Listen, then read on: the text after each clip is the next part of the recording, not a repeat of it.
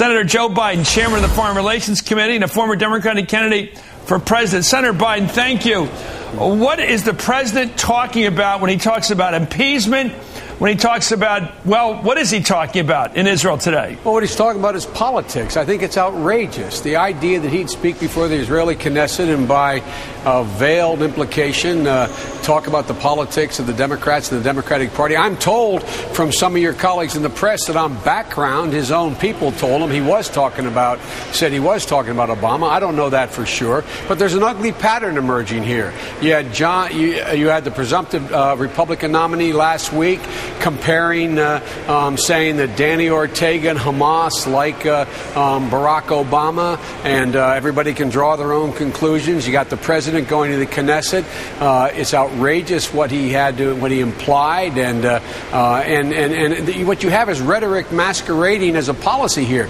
These guys have been an abject failure in terms of their policy. And if talking to the Iranians is appeasement, well, I assume the President of the United States is going to come home and fire Secretary Gates and fire the Secretary of State, Condi Rice, both of whom have been saying we should be sitting down and talking with the Iranians.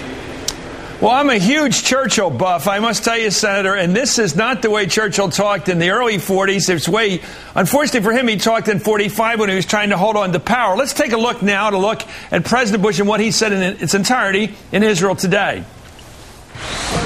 Some seem to believe that we should negotiate with the terrorists and radicals as if some ingenious argument will persuade them they have been wrong all along. We've heard this foolish delusion before. As Nazi tanks crossed into Poland in 1939, an American senator declared, "Lord, if I could only have talked to Hitler, all this might have been avoided." We have an obligation to call this what it is: the false comfort of appeasement, which has been repeatedly discredited by history.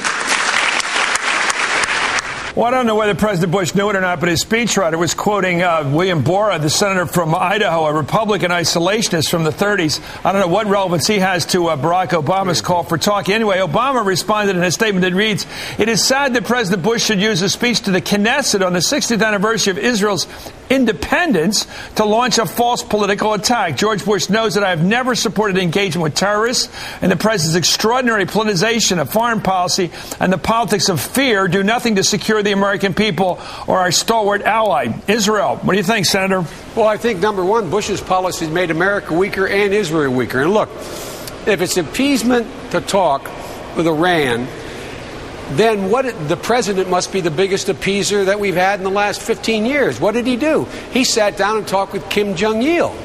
He's meeting with a North Korean guy who everybody talks about being a proliferator of the technology of weapons of mass destruction. He's writing letters to him saying, "Dear Mr. Chairman," his administration asked me several years to go get in a plane and go fly to Libya to meet with Gaddafi. He cut a deal with Gaddafi. I don't call that appeasement. I call that sound foreign policy. Now, how can it be that you sit down and talk with a proliferator of nuclear weapons that creates a much greater threat to the United States than any other country I can think of off the top of my head? How can you sit down and cut a deal with Gaddafi, which is a wise thing he did, he should be credited for it, and then talk about anyone willing to change the policy with regard to the Middle East and Iran in particular as ipso facto an appeaser? It's pure political gamesmanship, appealing to American fear and trying to, in fact, connect the dots here and besmirch the Democrat, one of the likely Democratic nominees. Do you have any doubt that President Bush was talking about Barack Obama today in Israel? Well, let me put it this way. It's an unusual thing to talk about, quoting, quote, as one United States senator said, even though we know it's Borah, the senator from Idaho, who was an isolationist. And secondly, I guess I don't know. I want to make it clear to everybody listening here. I don't know, but I've been told by responsible press people that on background, in Israel, they were told this was directed at Obama. Now, if it wasn't, maybe the president should come out and say it wasn't. But think of what the presumptive Democratic Republican nominee said just, 10 days ago. He said, well, I'm paraphrasing, Hamas is for Obama, and even Danny Ortega likes him, so I'll let you all draw your conclusions. Well, let's take a look at what Senator McCain said in response to what President Bush said. It sounds like they're doing an alley-oop play here in basketball. They're working together, because here's Senator McCain basically underlining the shot against Barack. It does bring up an issue we'll be discussing with the American people, and that is why does Barack Obama, Senator Obama, want to sit down with a state sponsor of terrorism? What does he want to talk about with Ahmadinejad, who said that Israel is a stinking corpse, who said that he wants to wipe Israel off the map, who's sending the most explosive devices into Iraq, killing Americans? What does he want to talk about with him? Well, it seems like it's the alley-oop play in the NBA, Senator. I mean, the president threw the ball up near the basket, and John McCain put it in. I mean, it's against Barack. I'll tell you what he wants to talk about. He wants to talk about the same thing Secretary of Defense Gates wants to talk about.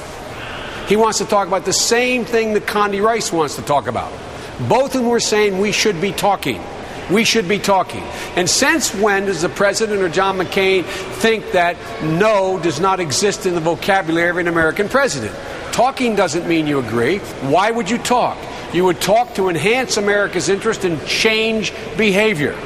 That's why you would talk. The same reason why the President of the United States is corresponding and talking with one of the most outrageous leaders in the world, Kim Jong-il. The same reason why he corresponded with and his people talk with Gaddafi, who we labeled a terrorist in a terrorist state. Why? To stop their conduct. I find this so disappointing, Chris, to get into this. This is hyperbole and attack masking as a policy.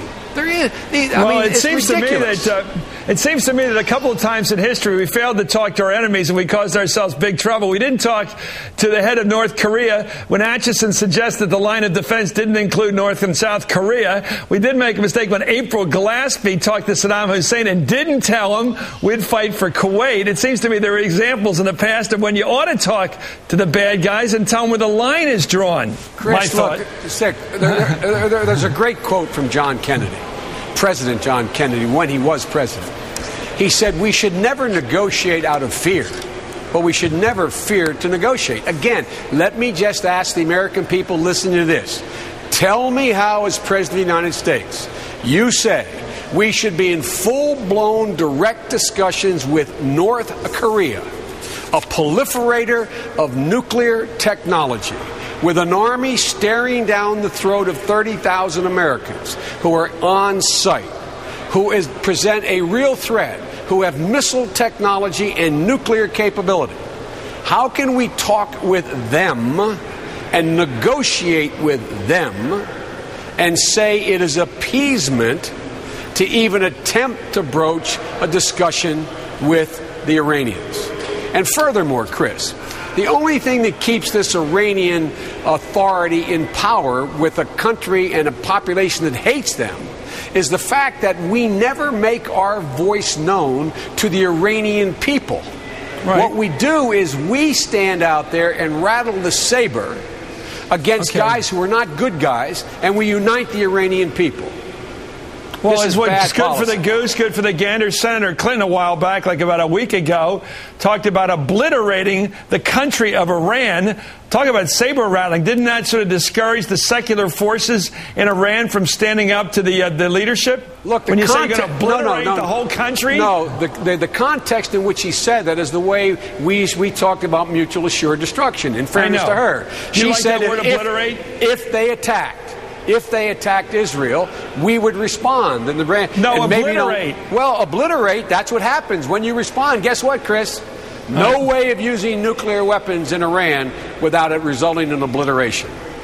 So you think that wasn't over the top by her? No, I think it's a better word could have been chosen, but she stated a rational policy. The policy these guys are stating is irrational. You don't think Hillary Clinton and George Bush are competing to see who can be the most hawkish in defense of Israel? You don't think this is politics, domestic American politics at work here? No, I think it's a statement of policy. Look, I'm here to defend what I think is a rational position taken, and the rational position is Iran should understand that if they use nuclear weapons against any other power, they run the risk of literally being obliterated, just like we talked about what would happen if Saddam Hussein had used nuclear weapons. We were told he had, but he never had. Okay, it's great having you on. Thanks for coming on a big news night. Senator Joe Biden, Chairman